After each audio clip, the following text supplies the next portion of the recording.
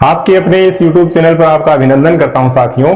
और चलिए आज की इस छोटी सी कक्षा द्विगु समास की इस कक्षा में मैं आपको बताने वाला हूं कि किस तरह से द्विगु समास में कौन कौन सी खास बातें होती है और इसकी हम कैसे पहचान कर सकते हैं, और यदि द्विगु समास आए तो उसमें किस तरह से हम बहुब्रीहि समास तक पहुंचते हैं, और दोनों विकल्प आ जाए तो कौन से को हमें चुनना चाहिए, इत्यादि बातें मैं इसमें बताने वाला हूं।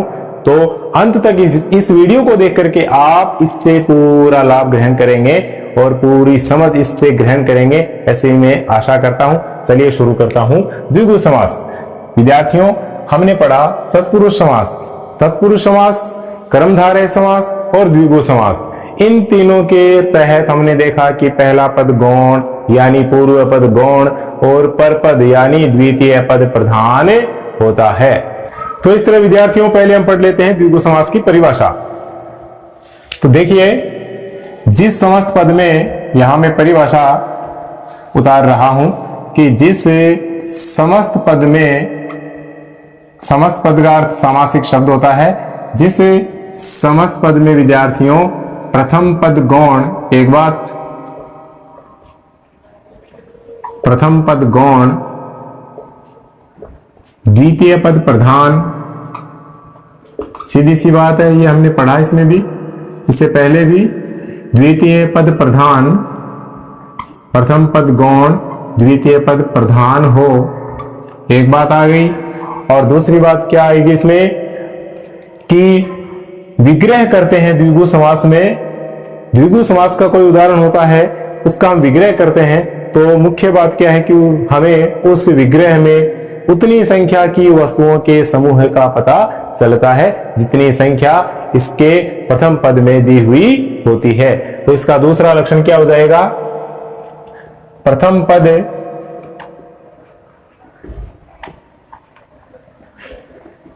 या कभी कभी, दोनों बातें साथ लिख देता हूं मैं ताकि आपके असमंजस न रहे, या कभी कभी द्वितीय पद, द्वितीय पद संख्यावाची, संख्यावाचक, ऐसा भी लिख सकते हैं, संख्यावाचक हो तथा विग्रह करने पर, और क्या इसमें खास बात, विग्रह करने पर, ये इसकी मुख्य बात है द्विगु समास की कि इसमें हम विग्रह करते हैं तो उतनी संख्या की वस्तुओं के समूह का बोध होता है। ये इसका खास गुण है कि विग्रह करने पर उतनी संख्या से मतलब जितनी संख्या उसके प्रथम पद या द्वितीय पद में दी हुई होती है, जिसको हम संख्यावाचक शब्द कहते हैं, संख्यावाची विशेषण भी जिसको हम कह सकते हैं, कि विग्रह करने पर उतनी संख्या, परिभाषा बन रही है, उतनी संख्या की वस्तुओं के समूह है, वस्तुओं के समूह या समाहार का बोध हो, ज्ञान हो, द्विगु समास कहलाता है। उसे हम क्या कहेंगे विद्यार्थियों? उसे द्विगु समास कहेंगे। ये इसकी परिभाषा बन जाती है कि जिस समस्त पद में प्रथम पद गौण, द्वितीय पद प्रधान हो तथा प्रथम पद या कभी कभी द्वितीय पद क्या होता है? संख्यावाची होता है, और विग्रह करने पर उतनी संख्या की वस्तुओं के समूह या समाहार का बोध होता है। तो इतना जहां हमें मिल जाता है वहां हमें निश्चित रूप से द्विगु समास ही करना होता है। अब इसमें बहुब्रीहि समास भी आ जाता है कभी कभी, कि जब विग्रह करते हैं तो तीसरे अर्थ की ओर हम चले जाते हैं, अन्य अर्थ इसमें यदि निकल जाए तो वहां पर द्विगु न रह करके बहुब्रीहि समास हो जाता है। चलिए देखते हैं। पहले हम ये देखें कि इसमें पहला पद संख्यावाचक होता है और दूसरा पद क्या होता है? कोई ना कोई संज्ञा होता है। संख्या और संज्ञा का इसमें योग होता है, यही द्विगु समास की विशेषता है। और सबसे बड़ी विशेषता मैंने बताई इसमें कि इसमें उतनी संख्या की वस्तुओं के समाहार का ज्ञान होता है, यही हमारा द्विगु समास है। उदाहरण से समझते हैं। जैसे हमने एक लिया सप्ताह, सप्ताह, सात, सप्ताह का मतलब सात, दिनों दिनों का समूह है या समाहार। इसको हम क्या कहेंगे? सप्ताह कहेंगे। सप्त जोड़ अहन, तो 7 दिनों। अह का मतलब दिन। यहां कौन सा शब्द मिल रहा हमें? अहन। और अहन का अर्थ होता है विद्यार्थियों दिन। तो 7 दिनों का जो समूह है, समाहार है, उसे हम क्या कहते हैं? सप्ताह कहते हैं। तो यहां देखिए सप्त जोड़ अहन, इसमें क्या मिल गया हमें? पहला पद संख्यावाची मिल गया। ऐसे ही चौराहा लेते हैं, चौराहा, तो इसका विग्रह हो जाएगा चौ से मतलब 4, राहों या रास्तों का समूह है। 4 रास्तों का जहां समूह होता है, समाहार होता है, संगम होता है, उसे हम क्या कहते हैं? चौराहा कहते हैं। ठीक है, तो इस प्रकार से अब इसमें क्या आ गया? पहला पद संख्यावाची और दूसरा शब्द क्या आ गया? संज्ञा आ गया। यहां देखिए इसको हम क्या कहेंगे? इसको हम कहेंगे संख्यावाचक। और ये दूसरा राह क्या हो गया? राह हो गया विद्यार्थियों संज्ञा। ऐसे ही सप्त, ये 7 क्या है? संख्या है। यहां संख्या का बोध कराता है। और अहन क्या है? ये दिन। ये क्या है? ये आपकी संज्ञा है। तो इस प्रकार हम इसको यूं समझ सकते हैं कि इसमें एक पद संख्यावाचक होता है तो दूसरा कोई ना कोई संज्ञा होता है। साथ में अभी फिर बता रहा हूं कि साथ में विग्रह करते हैं, इसको हम खोलते हैं, स्पष्ट करते हैं, इसका विश्लेषण करते हैं, तो ये पूरी तरह से हमें क्या बताएगा? उतनी संख्या की वस्तुओं के समूह या समाहार का हमें ज्ञान कराएगा। इसलिए यहां पर कौन सा समास होगा? इसलिए यहां पर विद्यार्थियों द्विगु समास होगा। अब इसमें पहला पद संख्यावाची, देखिए प्रथम पद, और मैंने लिखा है कि कभी कभी द्वितीय पद क्या हो? संख्यावाचक हो। खास बात, तो विद्यार्थियों यहां पर प्रथम पद संख्यावाचक होने के साथ साथ द्वितीय पद भी संख्यावाचक हो सकता है। इसका उदाहरण हम देख सकते हैं यहां पर, जैसे मैंने लिखा संपादक, संपादक त्रय। कहीं कहीं ये हमें लिखा मिलता है पुस्तक में, किसी पुस्तक के 3 संपादक होते हैं, तो वहां पर कोई बात लिख करके, उनका कोई अनुदेश लिख करके, उसके बाद में प्राक कथन के बाद में हमें क्या मिलता है? संपादक त्रय, लेखक द्वय, पक्ष द्वय। तो इस तरह के उदाहरण हमें किसका बोध कराते हैं? हमें द्विगु समास का बोध कराते हैं, क्योंकि इनका हम विग्रह करते हैं। तो इसमें क्या हो जाएगा? त्रय से मतलब 3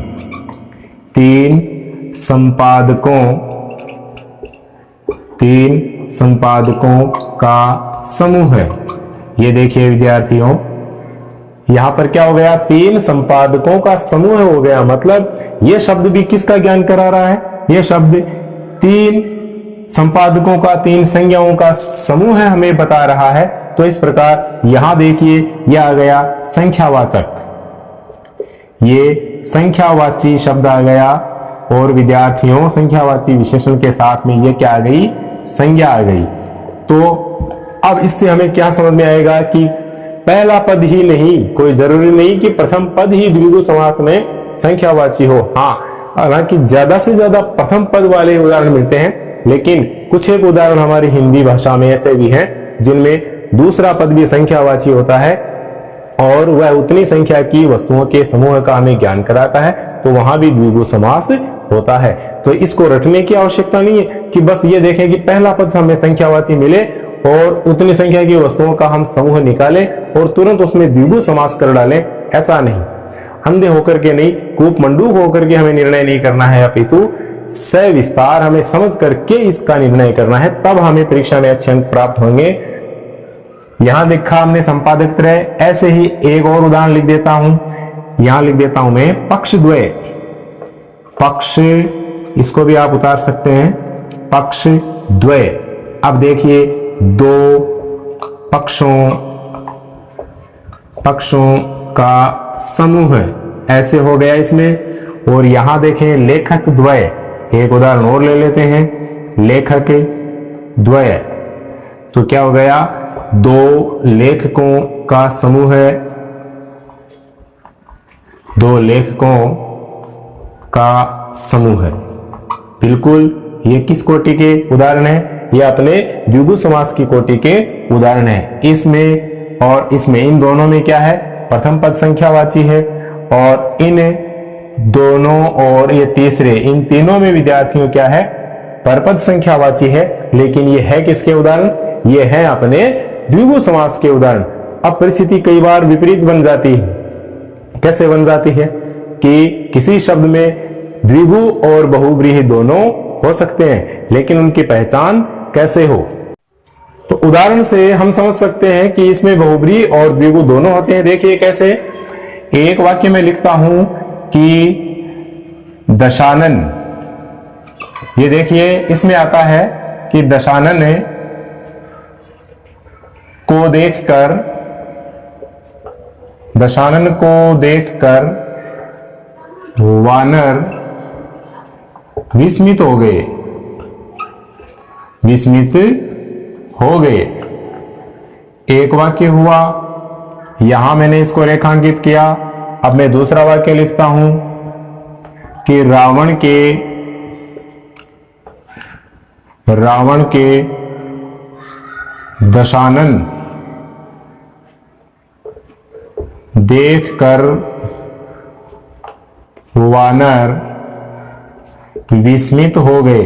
अब विद्यार्थियों गौर करना इस उदाहरण के द्वारा कैसे इसमें फर्क आ जाता है, कैसे फर्क आ जाता है। देखिए यहां भी क्या है? दशानन।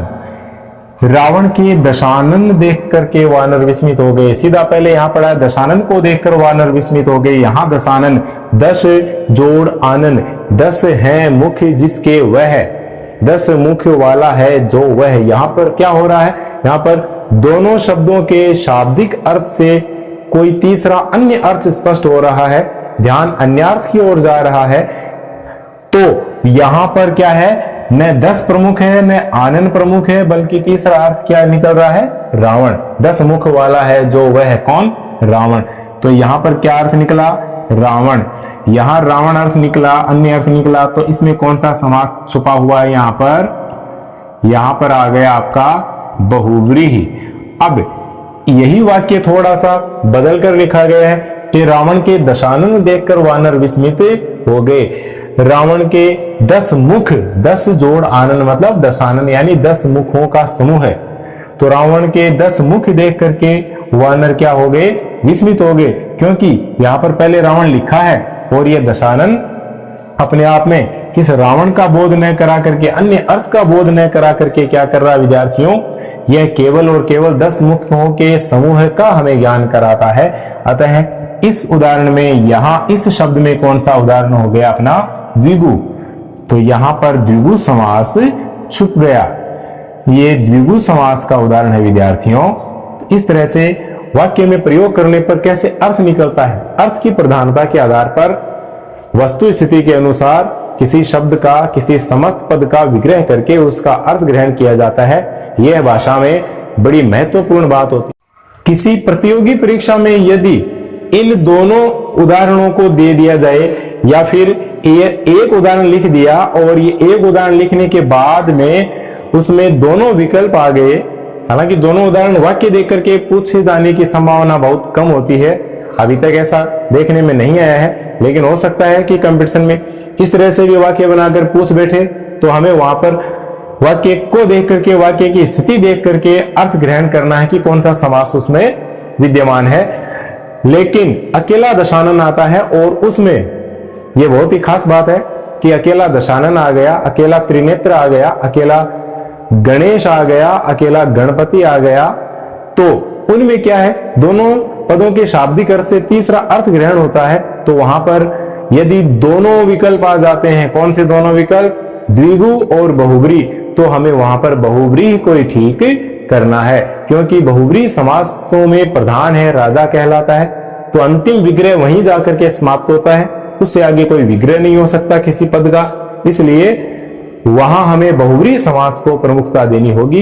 प्रतियोगी परीक्षाओं में अक्सर ऐसा ही हमें देखा जाता है, ऐसा ही हमें दिखाई देता है, क्योंकि जांच करता है वह क्या करता है, फिर अंत में जाकर के बहुव्रीहि है तो उसी को सही करता है। और व्याकरण का भी यही नियम प्रधान है तो इसलिए यदि दोनों आ जाते हैं किसी संख्यावाची शब्द वाले में द्विगु और बहुब्री, तो उसमें यदि तीसरा अर्थ निकलता हो तो वहां में बहुब्री को ही प्रधानता देनी है। इस बात को दिलो दिमाग में अपने जेहन में अच्छी तरह से हमें बैठा लेना है। चलिए और उदाहरण इसके देखते हैं। अब जैसे ये दशानन आ गया, अब ऐसे हम देखें त्रिनेत्र। त्रिनेत्र, तो त्रिनेत्र में हमें कौन सा समास नजर आता है? त्रिनेत्र सीधा सीधा अकेला आता है, तो हमें वहां यदि द्विगु और बहुब्री आता है तो हमें इसमें भी बहुब्री ही करना है। ठीक है।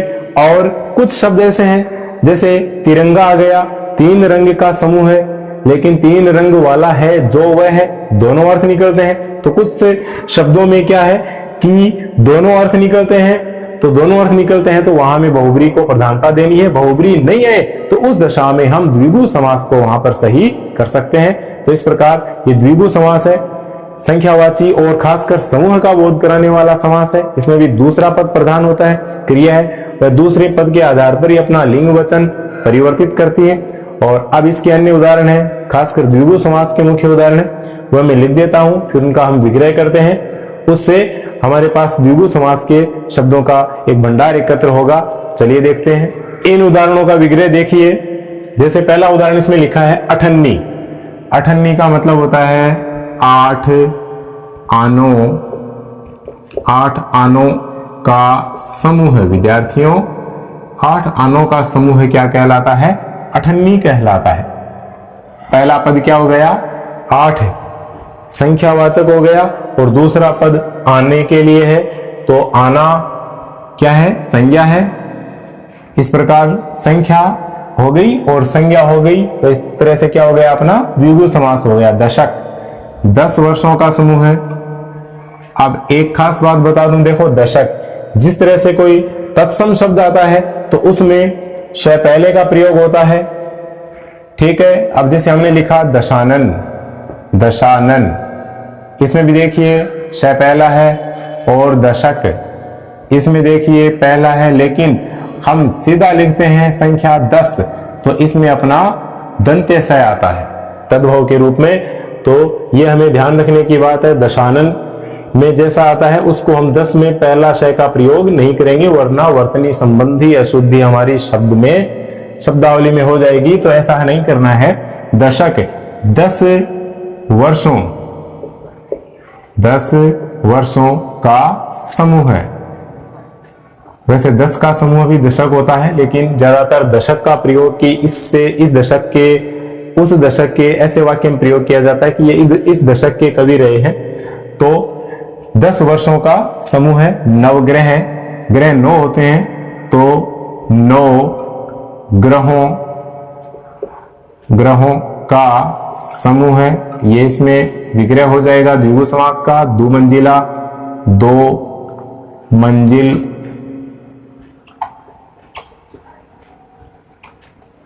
2 मंजिलों का समूह है, हो गया। और त्रिगुण, 3, त्रि यानी 3 होता है, तो 3 गुणों का समूह है। 3 गुण होते हैं विद्यार्थियों, सत, रज और तम। 3 गुण होते हैं, सत, रज और तम। तो देखिए शताब्दी, शत जोड़ अब्दी, तो शत यानी होता है 100, और अब्द का अर्थ होता है वर्ष। अब्दी यानी शताब्दी, 100 वर्ष की अवधि, तो 100 वर्षों का समूह है, शताब्दी कहलाता है। सहस्राब्दी, इसमें भी देखो पहला पद संख्यावाची है। सहस्र जोड़ अब्दी, सहस्र का अर्थ होता है 1000, सहस्र जोड़ अब्दी, तो इसमें क्या हो जाएगा? सहस्र, सहस्र यानी 1000, 1000 वर्षों का समूह है। आप इसको ध्यानपूर्वक पढ़ करके द्विगु समास को पूरी तरह से स्पष्ट समझ सकते हैं। नवनिधि, 9 निधियों का समूह है। 9 निधियां 9 होती है विद्यार्थियों, और सिद्धियां, अष्ट सिद्धि नवनिधि के दाता, पंक्तियां पढ़ते हैं तुलसी की रचना में। तो वैसे निधियां हुए 9 होती हैं और सिद्धियां 8 होती हैं। अष्ट सिद्धि और नवनिधि दोनों ही शब्दों में क्या है? अपना द्विगु समास है, क्योंकि दोनों में इतनी संख्या की वस्तुओं के समूह का बोध हो रहा है। तो 9 निधियों का समूह है। और ऐसे ही चतुर्वेद, देखिए 4 वेदों, वेद 4 वेदों का समूह है। और 4 12 का मतलब खासकर दरवाजे के लिए आता है। 4 दरवाजों का समूह है, यानी जिसमें 4 दरवाजे होते थे उसे ही चौबारा कहा जाता था खासकर। तो चौबारा, इसका अर्थ क्या हो गया? इसमें पहला पद संख्यावाची है, दूसरा पद संज्ञा है, तो ये अपना द्विगु समास है। अब इसको हम एक बार देखें, इससे मिलता जुलता एक उदाहरण आ सकता है सहस्राक्ष। सहस्राक्ष, ये देखिए, अब यहां बात अलग हो गई, यहां भी सहस्र है और यहां भी सहस्र है। यहां बाद में क्या है? अक्षी, और यहां है अब्दी। अक्षी भी संज्ञा है और अब्दी भी क्या है? संज्ञा है, लेकिन अंतर है। अंतर किस बात का है? अंतर विग्रह का है, विग्रह की चरम सीमा का है। कैसे इसका हम विग्रह करेंगे तो क्या हो जाएगा? सहस्र, सहस्र का अर्थ होता है 1000। सहस्र अक्षी है जिसके सहस्र आंखों वाला, 1000 आंखों वाला है जो वह है। अर्थात कौन? सहस्राक्ष किसको कहते हैं विद्यार्थियों? सहस्राक्ष का अर्थ होता है इंद्र। तो इस प्रकार से यहां सहस्र और अक्षी, इन दोनों ही पदों से एक तीसरा अर्थ हमारे सामने आ गया, तो इंद्र इसका अर्थ निकल आया। इसलिए इसमें द्विगुण होकर के कौन सा समास है? एकदम से स्पष्ट बहुब्रीहि समास है। जबकि सहस्राब्दी में क्या है? केवल और केवल 1000 वर्षों के समूह का ही ज्ञान हो रहा है, तीसरा अर्थ नहीं निकल रहा है, इसलिए इसमें पूरी तरह से शुद्ध द्विगु समास है। तो इस तरह से हम इनके अंतर को स्पष्ट करके समझ सकते हैं। इसी तरह से इनसे मिलते जुलते कोई अन्य उदाहरण भी आते हैं तो उनका हम इस तरह से विग्रह करेंगे कि उनका कोई तीसरा अर्थ नहीं निकले तो वह पूरी तरह से शुद्ध द्विगु में जाएंगे। यदि उनका तीसरा अर्थ निकल जाता है तो वे बहुब्री में जाएंगे। विकल्प दोनों हो तो हम द्विगु की बजाय बहुब्री को सही करेंगे। और यदि इस तरह के उदाहरण हो और विकल्प में यदि बहुब्री नहीं हो तो हम द्विगु को सही कर सकते हैं। और बाकी बहुब्री से संबंधित जो विशेष बातें भी हम बहुब्री समास में पढ़ेंगे। मिलते हैं अगले समास में फिर, तब तक के लिए आप इनका अध्ययन कीजिए। बहुत ही संक्षेप में मैंने आपको बता करके समझाने का प्रयास किया है। धन्यवाद।